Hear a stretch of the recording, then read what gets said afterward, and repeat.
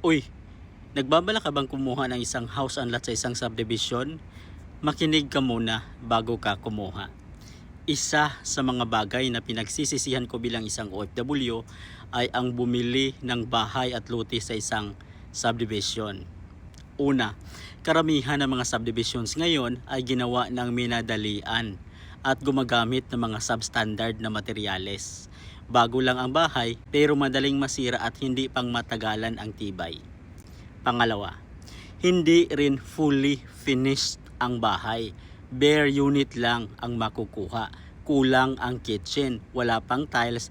Bukod sa mortgage, may dagdag pang gastos para maayos at maging komportable ang bahay.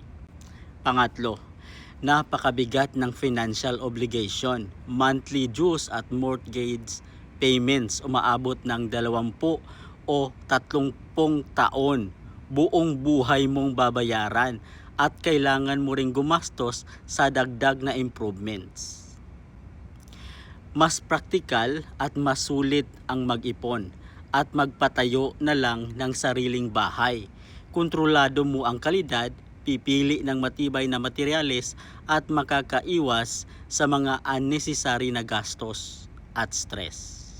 Ang pagbili ng subdivision house ay isa sa mga desisyon na hindi ko na uulitin.